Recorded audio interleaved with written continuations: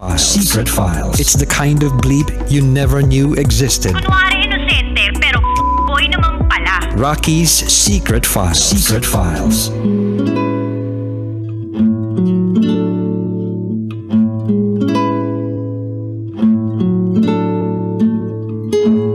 And we're back. Kasama niyo pa rin si DJ Rocky and this is M's Secret Files. Si M na bumiyahe pa from Mindanao papuntang Luzon para makasama ang taong mahal niya. At itong mahal niya, meron palang minamahal na iba. Niloloko siya. Nagbulag-bulagan siya, sinubukan niyang tiisin ang lahat. Kaya lang tao lang siya. Nauubos rin.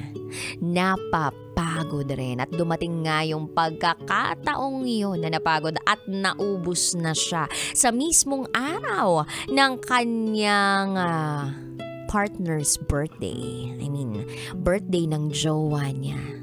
Biruin mo yung birthday ng jowa niya. Ang gustong gawin ng jowa niya, pumunta ng Cavite para makasama yung escabeche. So yun, nakipag-iwalay siya. Kaya lang ang ending, nagsasama pa rin sila sa iisang bahay. Sinusubukan siya sigurong suyuin nung jowa niya na si Jess. Pero wala na raw siyang maramdaman. Biruin mo, iniyakap-yakap pa siya tapos sinahalikan pa kapag tulog siya. Tapos magkasama pa kayo sa iisang bahay. Paano ka maka-move on sa ganun? Hindi ako sure paano maka-move on ng ganun yung sitwasyon. But anyway, pakinggan na po natin yung mga kabisyo nating nag-share ng kanilang mga thoughts, comments, suggestions, and violent reactions. Ito po ang sabi ni Ronald Michael Esmidia Bondok. Grabe naman ito, pinaasa lang pala niya. Sis sender, kung ganyan ang pangyayari, dapat sa una pa lang hindi na nag-commit si Jess sa relasyon. Nasayang lang ang pagpunta niya sa Maynila tapos ganun lang ang madadatnan niya.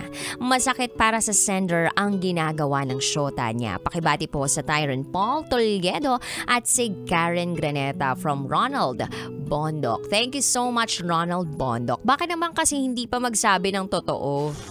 By the way niloloko kita meron na palang iba. Okay lang ba sa'yo yun? Magkasama pa rin tayo sa iisang bahay. Yung ganun na lang sana. Be decent enough to tell the truth. Hindi yung mag-iimbestiga ka pa, malalaman mo pa sa iba, makikita mo pa sa mismong chat, or mapapraning ka pa, mapaparoid ka pa, yung ganun. Magsabi na lang ng totoo. By the way, 3 na tayo sa relasyon na ito. Okay lang ba sa'yo? Yung ganun ba? Magpaalam na lang. Anyway, sabi ni Mayumi, ang pag-ibig ay sugal. Tataya ka ng walang kasiguraduhan. Hindi mo malalaman kung panalo o talo kung hindi mo susubukan. Sa kaso mo, M, ang laki ng itinaya mo. Pagmamahal mo, paglisan mo sa Mindanao, pag-resign mo sa trabaho, pero sa dulo ikaw ang talo. It only shows na hindi sapat na mahal mo lang. Dapat mahal ka rin ng isang tao para maging matagumpay ang pagsasama ninyo. Ganyan ang sugal. Sugal ng pag-ibig from Mayumi. Pero natutuwa pa rin ako at nabibilib ako sa mga nag-all-in, yung sumugal pero talo. Alam mo kung bakit? Kasi kapag natalo ka na isinugal mo ang lahat, ang ibig sabihin yan, ginawa mo lahat ng makakaya mo para manalo ka dun sa laban. Wala kang pagsisisi. Kung meron ka mang pagsisisi, sana hindi ko nalang sinugal ang lahat. Pero wala pa rin question sa iyong pagmamahal. Walang karapat, dapat at walang sino man na makaka-question sa kung ano yung nagawa mo sa ngalan ng pag-ibig. Kasi wala kang pagkukulang Siguro sumobra, pero hindi ka nagkulang. At iyan ang pinaka nakaka-proud na pakiramdam na sa pagmamahal. Yung alam mong binigay mo yung lahat, ginawa mo yung best mo, pero hindi pa rin sapat. You will walk away from that relationship knowing that you did your part. You did your best. And it's up to the person who you love kung i-reciprocate niya yun kung i-appreciate niya yun o kung babaliwalain niya yun. At nasa sayo na rin kung papayag ka doon sa magiging response niya doon sa pagmamahal na ipinadama mo. Ito naman sabi ni Aris Jordan Santos, madalas kung sino pa ang bumuo sa'yo, siya pa palang wawasak sa'yo kahit gaano ka pa kamahal ng isang tao. Kung late niya nang na-realize ito, kung kailan nasagad ka na at naubos ka na, ikaw na mismo ang bibitaw. Parehas kami ng pinagdaanan. Ang pinagkaiba lang namin, once ko lang pinatawad. Tapos bumitaw na rin ako. Bakit kasi may mga taong hindi makontento sa kung anong meron sila? Gusto nila laging dalawa o higit pa.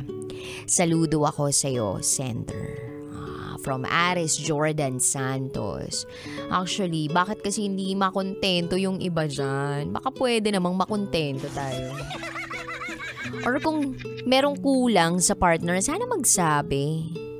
Sa bagay, yung iba naman, hindi nakakaramdam ng pagkukulang mula sa partner eh. Sadyang mapaghangad lang. Or, hindi niya naman pinapalitan yung partner, dinadagdagan lang. Ayaw mo learn? Anyway, eto naman sabi na ating kabisyo na si Charles Sancho. Na-shock ako dito sa unang line niya. WTF are you talking about, Sender? Nag-aya ka makipag-iwalay tapos tumitira pa rin kayo sa isang bahay. Look, Sender, napagod ka na, ubos na yung pagmamahal mo sa kanya, pero nandyan pa rin yung pagmamahal mo at konsensya mo. Alam mo ba yon? Bakit ang daming tangang tao pagdating sa love? Kahit niloloko ka na, kahit ubos na ubos ka na, kahit pagod ka na, pinaiiral pa rin ang karupukan. Oo, tao tayo, pero please, umalis kayo sa sitwasyon na meron kayo. Kaya ang daming single eh, kasi alam nila na magiging tanga lang sila pag nagkaroon na sila ng partner. Na kahit niloloko na sila, nananatili pa rin. Kung ako sa'yo, Sender, magpalaya ka na ng sarili mo dyan. Kung gusto mong makipaghiwalay sa kanya, makipaghiwalay ka na ng tuluyan. Pinaglihi ka sa kahoy, Sender, yun lamang. From Charles Sancho. Pinaglihi sa kahoy kasi nga marupok. Hi din kay Jomar Paluli. Ang pag-ibig talaga minsan nakakabulag. Ay, true. Hi din kay Roger Castro. Hello din kay Mark Christopher. At ang dami pang nag-comment sa ating secret file for this afternoon. Katulad ni Shamay Rose Pelingon. Laban lang, Sender. Makikita mo rin yung taong deserve mo. Shoutout kay Ate May at kay Ate Rodelyn Joy. Baka may kilala yan na parehas sa sitwasyon ni Ate Sender. Sa mundong mapaglaro, nagsikalat ang mga manloloko kung sino pa ang nagmamahal ng totoo. Sila pa ang naaagrabyado. True. Bakit ganon? Hindi na lang magtagpo ang mga matitino. At bakit hindi na lang magtagpo at maging magjowa ang mga manloloko? Ay, para quits-quits lang, right? Mas masarap sa ganung pakiramdam. I mean, yung ganung pakiramdam na magiging magjowa yung mga matitino. Tapos magiging magjowa yung mga manloloko. Para quits-quits lang. Para fair and square. Hindi yung merong isang naaagrabyado. Diba? Kakaasar. But that's not the reality of life. Minsan talaga along the way or sa gitna ng isang relasyon, hindi may iwasan na magkakamali or merong choice na mali or may desisyon na mali, may gagawin na mali. Meron eh, kasi tao nga eh, hindi naman perpekto. Pero walang excuse at justification ang pagluloko or panluloko sa taong sinasabi mong mahal mo.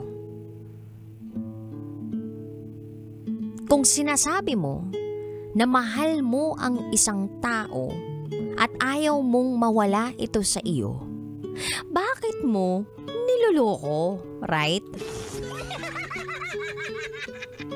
Ganun na ba ngayon yung definisyon ng pagmamahal? Na kapag mahal mo, lolokohin mo? Gagawan mo ng kamalian, sasaktan mo. Hindi naman ganun yung definisyon ng pagmamahal. Kapag nagmamahal ka, you want the best for your partner. Pag nagmamahal ka, gusto mong iparamdam sa kanya na secured siya, protektado siya, na inaalagaan mo siya, na masaya siya. Yun yung gusto mo, right? Na klase ng pagmamahal. Kung hindi ganon, yung definition mo ng pagmamahal sa isang tao, then, baka nasa ibang world ka. Baka iba yung world na meron ka. Meron din namang klase ng pagmamahal na kahit masaktan ka, okay lang din. Kasi alam mo na yun yung makabubuti dun sa tao. You want the best for your partner. And you also want to see the best in you. Kapag hindi mo na nakikita yung kagandahan, kabutihan, kabaitan sa sarili mo, hindi tamang pag-ibig. Yung naibibigay at natatanggap mo.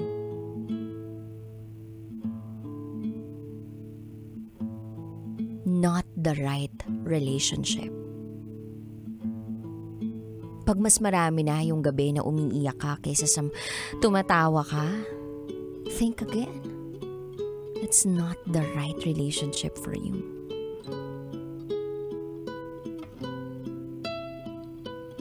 It's never too late to start all over again. Sa ganito kasi yung pagkakataon, maraming panghihinayang Panghihinayang na, hindi umalis na ako ng Mindanao Pumunta pa ako ng Luzon para lang sa pagmamahal na ito, tapos ito yung mapapala ko. Hello? What is 4 years compared to the rest of your life? So hahayaan mo na umikot yung pagdedesisyon mo sa 4 na taon? Paano pa yung pang 5 taon mo, 6 na taon, 7 taon? Na po pwede kang sumaya. What if meron ka pang 20 years to live at hindi lang 4 years to live? Ano yan? Tuluyan ka lang malulungkot? Alam mo yung ganung pakiramdam? Di ba ang ultimate goal natin sa mundong ito is to love? Be happy.